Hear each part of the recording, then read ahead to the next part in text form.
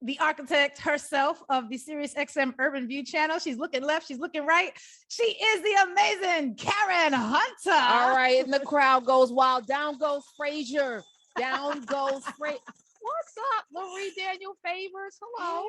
Hey, Karen, how are you? You know, it's weird, congratulating you for 1 year on the air. It's like you've always been here. So like, I feel like 1 year, I just feel like you've always been here. This is like your seat where you're supposed to be doing the stuff that you're doing every day, which is, groundbreaking. And it, for me, I'm like, I don't know if everybody was ready, but the soil was right, for the seed that you plant. So I feel like what's going to grow out of the Lurie Daniel Favors experience, we're going to have a lot of little activists out there, a lot of folk out there doing the work. So thank you.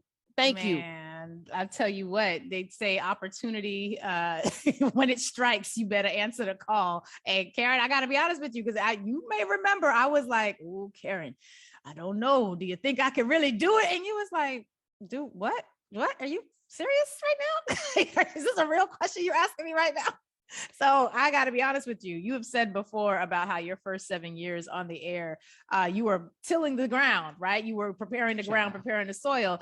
It has been a real luxury to walk into, let's say how far we can take this analogy, to walk into farmland, to walk into earth that has been prepared, literally prepared for what it is that you have to deposit. And I got to be honest with you, I have rarely been in such a position where from beginning to end, the entire enterprise is so focused and so committed to doing the work of building our community, of making us better. And it has been the absolute honor and privilege of a lifetime to be a part of this space and to be able to have something to contribute to this space. And that is valued and valuable. And I'm grateful for you. I thank you for that. Well, I thank you for that. I was talking with Dr. Carr yesterday, and I said, when we find our purpose, everything else is easy, right? So for me, it's like I can see things. I vision for things. And when I think about UrbanView, when I think about SiriusXM, when I think about the world, it's like a lot of people out there that are misled, bamboozled, there's a zombie-like indoctrination that requires you to not pay attention. And I think what happens in UrbanView in this space is we're constantly tapping people on the shoulder. I just got into it with somebody on Twitter who's still trying to mansplain why the NFL is okay to watch. And I'm like, yeah, do what I said, stop with the gymnastics and just say you want to watch it. Right. It's okay.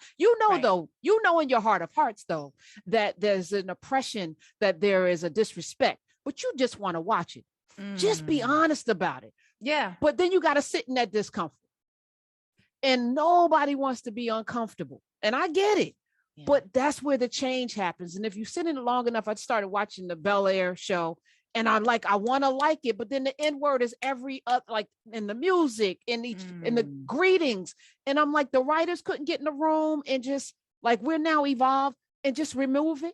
Just remove the N word and be intentional about the music. I'm listening to the music that you play every day on the show, and the music that you even use to greet first time callers. It's intentional. The music that I play is intentional. Yeah. And we have gone through to make sure there's some songs that got N words in it. You won't hear it when we play it because we're intentional about that. That's how precise we need to be on these airwaves. And you got that. You wear it.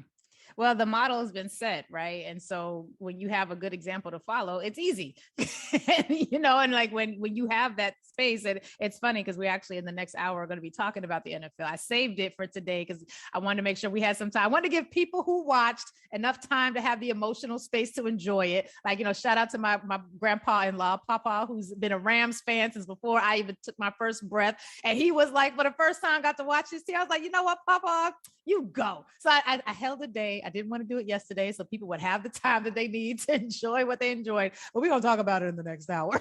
So you keyed that up perfectly. I love it. But the idea about intentionality and being clear about the gift, right? And clear about what this opportunity presents. This is not sort of in the heyday of being able to stick our head in the sand and sort of ignore what's happening. There are blaring examples and signs right now. There are warning signs all over the place saying, yo, are you paying attention? I had Joe Madison on when he was still doing his hunger strike. And one of the things I asked him, and I think I'd shared this with you before, and you guys in the audience may remember this.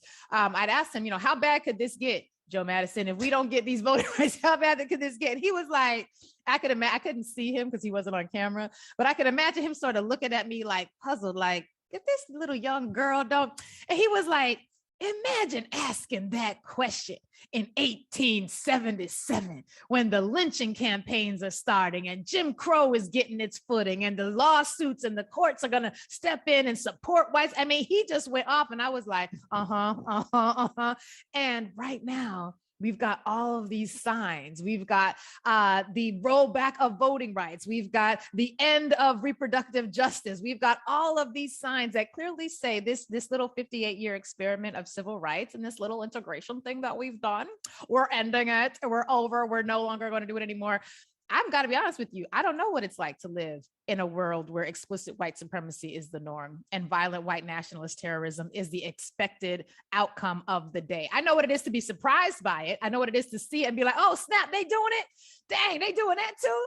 But to live in a space where every day you could walk outside and see one of your neighbors having been attacked and left hanging, the evidence there that no one from your community can remove because of the fear of what could happen to your space.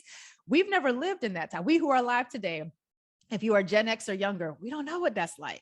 And we're about to get a real example. And so I think there's going to be more opportunities for people to be more intentional about how they use their platform, more intentional about how they use their gift. Shout out to Bel Air. I haven't seen it yet, but I want to. Now I'm going to have a more critical eye. I know. I'm sorry. I'm still watching. I'm not, and that's it, right? Because we can do both. We can walk and chew gum and we can critique and enjoy.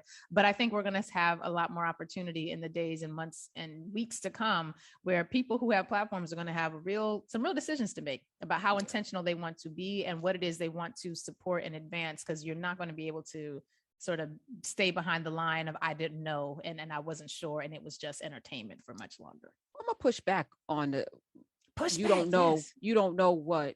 I think James Byrd, I think the Charleston Nine, and all of the millions of incarcerated Black men who were re-enslaved, those who picked cotton in Louisiana, and those who, like Khalif Browder, spent unthinkable years for crimes that they were never even charged with.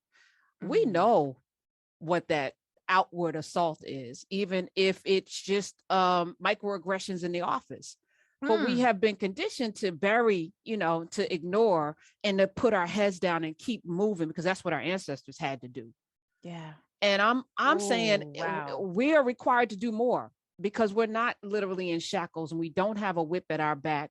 So if those people were able to leave, come back and get folk, find ways to poison the well and find ways to keep having uprisings that they never talk about, right? Because there were maroon cultures in America of people that resisted. Like, what are we doing? We're drunk off the teat of entertainment, watching people crip walk, and we're happy that Mary had her whole ass thighs or her yams was out, and we love that she had on the leopard and the thing. But how do it free us, right? Or do it not. Do it not, right? So it was fun, and I'm glad Paul got his Rams a victory. You know, they were, and I'm glad. But why are you invested in a team that's not invested in you? Why was that your team? What did you really get out of it? And I'm sorry, those uncomfortable conversations have to be had because, unfortunately, Lurie, there's not much difference from the strange fruit that was sung about and how it shows up today, other than but there's still blood. George Floyd, didn't that happen?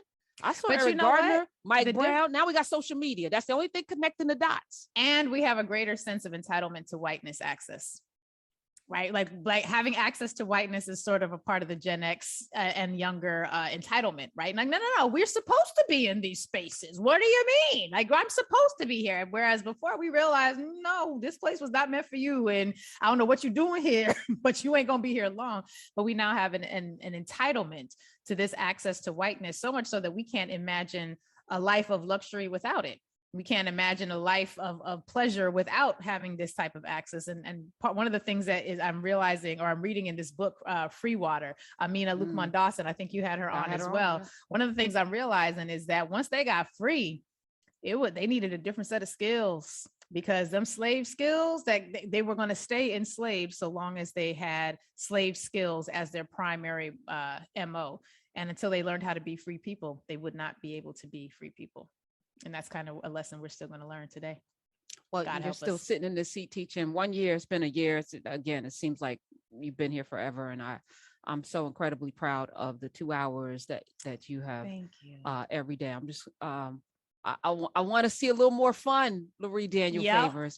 We go have some more fun. It's been a serious year. Yeah, I know, but you are fun. You are a whole festival. I know you are.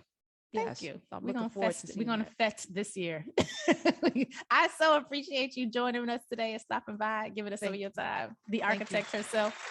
No, we are all building together because we brought our bricks. So I've got the plan, but y'all got to put the bricks in place to make the thing stand up. So I love you immensely. Happy anniversary. Happy anniversary. Happy anniversary. Happy anniversary. I love you. All right. Bye. Bye. Oh man, the lines are still full. I love me some Karen Hunter. Y'all know how